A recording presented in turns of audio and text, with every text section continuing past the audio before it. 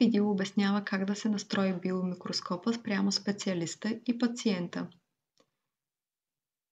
Преди всеки преглед, биомикроскопа трябва първо да се настрои за изследването, което предстои. Много е важно преди всеки преглед поставката за брадичката и челото да се дезинфекцират. Ако проверяващия носи очила, той трябва да натисне разделителите навътре. За да може проверяващия да настрои правилно биомикроскопа, той трябва да прикрепи стика за настройка към предвидения за целта държач.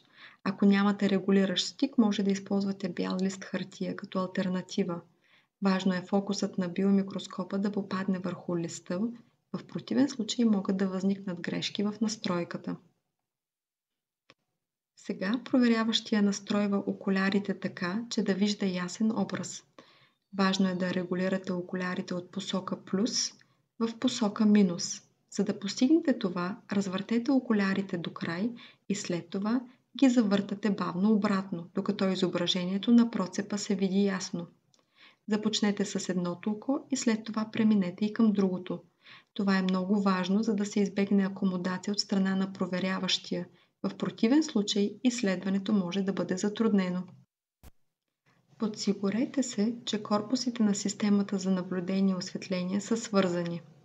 Биомикроскопът е свързан, когато осветлението и наблюдението имат обща ос на въртене.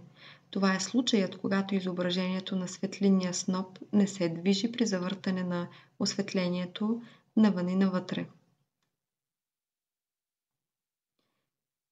Следващата стъпка е настройката спрямо пациента. Той е инструктиран да постави брадичката си на поставката за брадичка и да притисне челото си към опората за челото.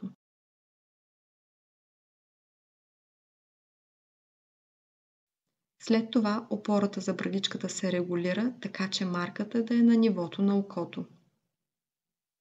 Сега може прегледът да започне.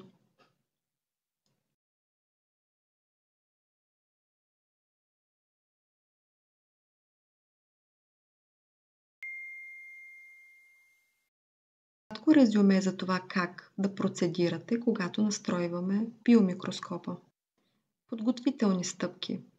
Дезинфекция на поставката на брадичката и челото, поставяне на разделители, поставяне на регулиращ стик, пасване на окулярите.